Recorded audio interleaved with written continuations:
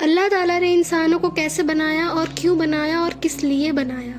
جب اس دنیا میں انسانوں کا نام و نشان نہیں تھا، ہر طرف خاموشی تھی، نہ کوئی جانور، نہ زندگی، نہ کوئی مخلوق کا نشان تھا، اس دن اللہ نے اپنے تمام فرشتوں کو حکم دیا اور فرمایا، اے میرے فرشتوں، سب اکٹھا ہو جاؤ۔ اللہ کا حکم سنتے ہی سب فرشتے روشنی کی طرح چمکتے ہوئے اللہ کے سامنے حاضر ہو گئے۔ تب اللہ نے فرمایا، میں زمین میں اپنا ایک نمائندہ رکھنا چاہتا ہوں۔ یہ سن کر فرشتے حیران ہو گئے۔ فرشتوں نے ادب سے عرض کیا کہ اے پروردگار، کیا آپ ایسی مخلوق کو بھیجنا چاہتے ہیں جو فساد کرے گی، خون خرابہ کرے گی؟ حالانکہ ہم تو آپ کی عبادت میں مصروف رہتے ہیں، پھر نیا خلیفہ بنانے کی کیا ضرورت ہے؟ ان کی بات سن کر اللہ نے فرمایا، اے میرے فرشتوں، میں وہ جانتا ہوں جو تم سب نہیں جانتے، کہ کون میری عبادت کرے گا اور کون میری نافرمانی۔ اس کا علم صرف میرے پاس ہے۔ میں نے تم سب سے مشورہ نہیں مانگا، بس تم سب کو بتایا ہے کہ اللہ کی یہ بات سن کر فرشتوں کا دل کانپ اٹھا۔ انہوں نے اپنی غلطی محسوس کری اور فوراً اللہ سے توبہ کیا اور سجدے میں گر کر اللہ سے معافی مانگی۔ پھر اللہ نے اپنے 4 عزیز فرشتوں کو بلایا، حضرت جبرائیل علیہ السلام، حضرت میکائیل علیہ السلام، حضرت اسرافیل علیہ السلام، حضرت عزرائیل علیہ السلام۔ حکم ملتے ہی چاروں فرشتے اللہ کے سامنے حاضر ہو گئے۔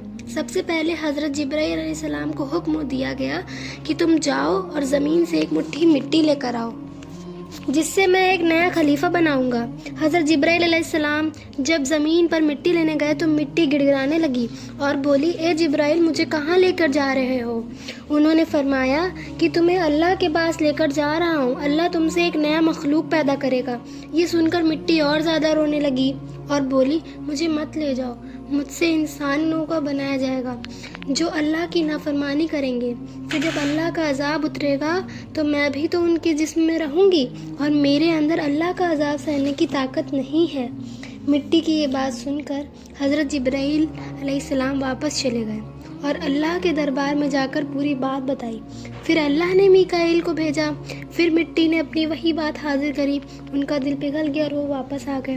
ایسے ہی اسرافیل علیہ السلام کو اللہ تعالیٰ نے بھیجا اور وہ بھی خالی ہاتھ لوٹ آئے۔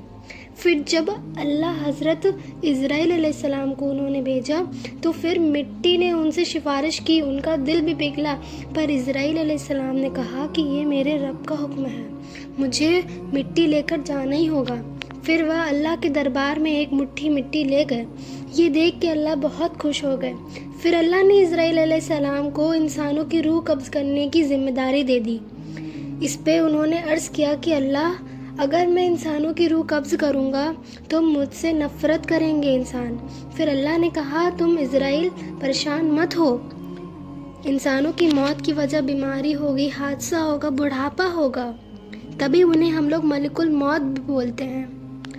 پھر انہوں نے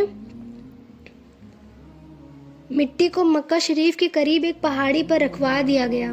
برسات کی بوندوں سے وہ مٹی بھیگتی رہی، دھوپ کی گرمی سے وہ سوکھتی رہی۔ یوں ہی کئی سال گزر گئے۔ آخر کار اللہ کی قدرت سے اس میں سے ایک آدم علیہ السلام کا پتلا بن کے تیار ہوا۔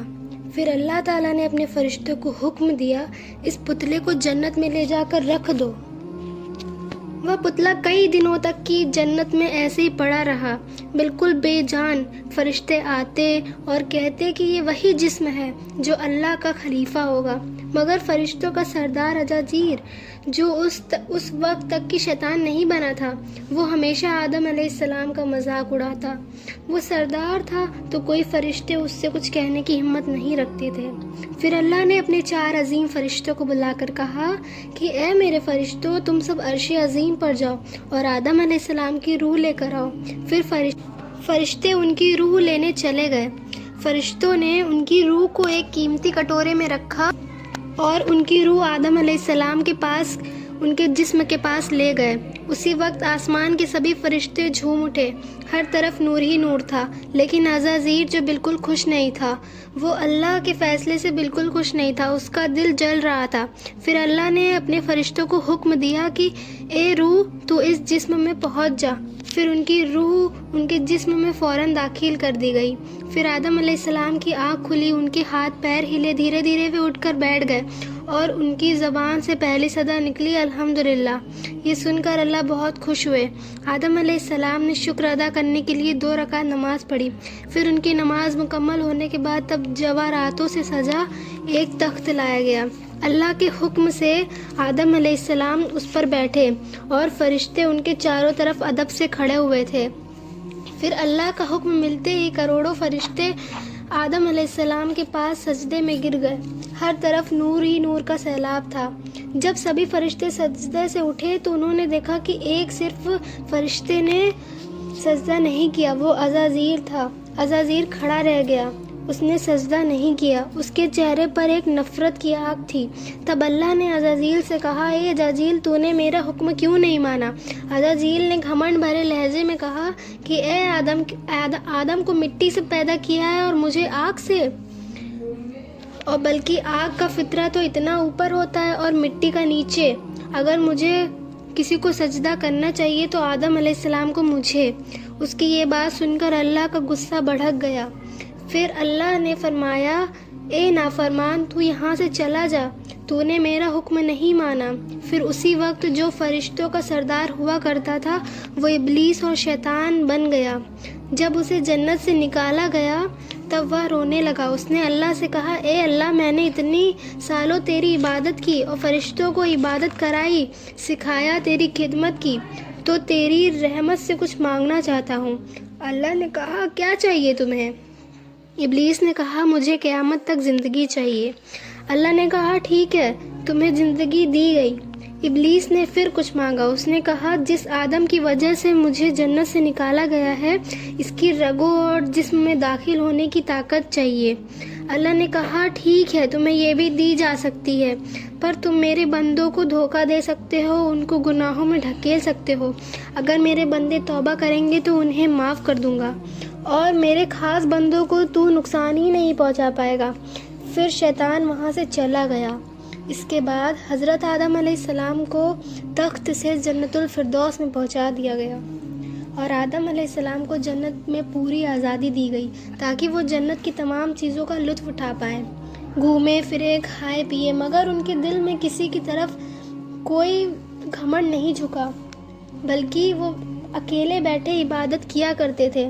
ان کے چہرے پر ایک گہری اداسی تھی، لیکن اللہ تعالیٰ کو یہ معلوم ہو گئی تھی۔ تب انہوں نے اپنے فرشتے جبرائیل علیہ السلام کو آدم علیہ السلام کے پاس بھیجا۔ جبرائیل علیہ السلام ان کے پاس گیا اور پوچھا، اے آدم، جنت میں تمہیں کیسا لگا؟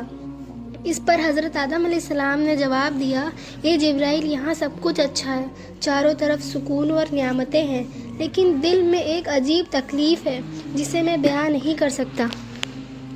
پھر جبرائیل علیہ السلام بولے، ہاں آدم، میں جانتا ہوں، اللہ نے مجھے اسی لیے بھیجا ہے، بہت جلد تمہاری یہ کمی پوری کر دی جائے گی۔ یہ کہہ کر وہ واپس چلے گئے۔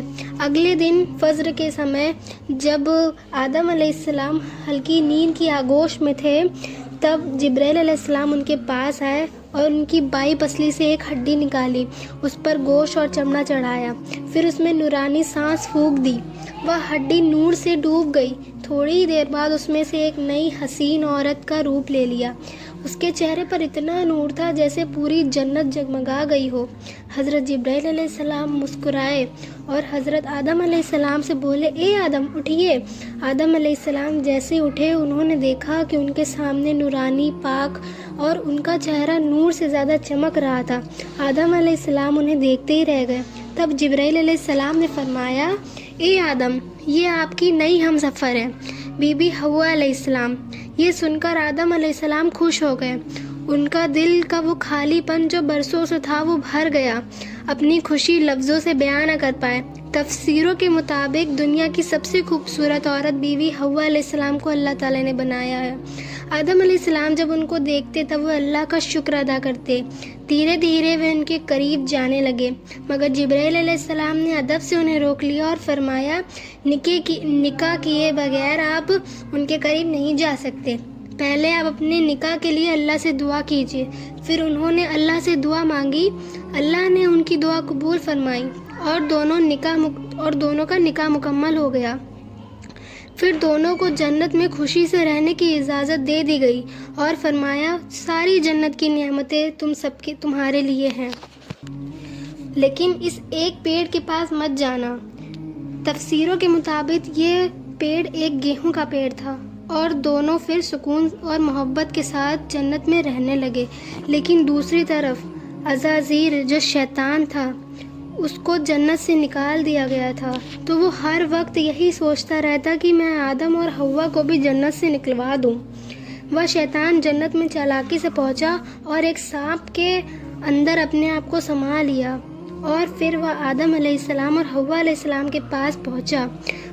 وہ جنت کی تمام نعمتوں سے گزرتا ہوا بیوی حوا علیہ السلام کے پاس پہنچا، اور وہاں جا کے وہ بڑی بڑی سسکیاں لینے لگا اور رونے لگا۔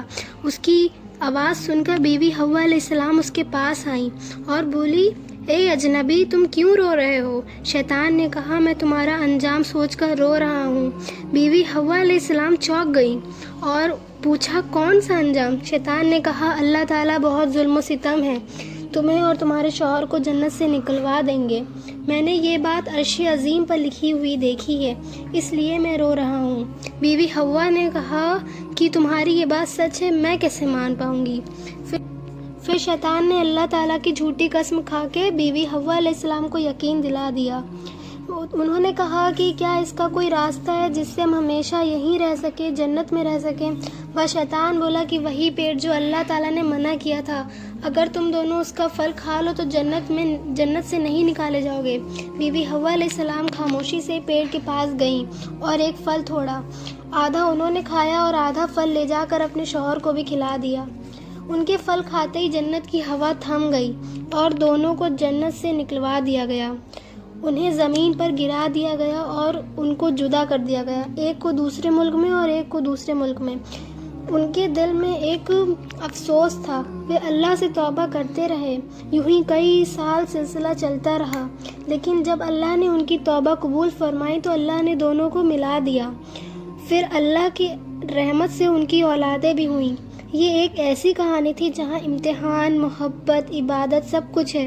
آدم علیہ السلام اور حوا علیہ السلام کو نہ کہ پہلا جوڑا بنایا گیا تھا، بلکہ ایک سیکھ دی گئی تھی کہ اللہ اپنے بندوں کو معاف کر دیتا ہے۔ جو بھی سچے دل سے اللہ سے معافی مانگتا ہے اس کو اللہ تعالیٰ معاف کر دیتا ہے۔ اگر آپ لوگوں کو یہ میری ویڈیو پسند آئی ہو تو لائک، سبسکرائب ضرور کریں اور کمنٹ میں ماشاءاللہ ضرور لکھیں۔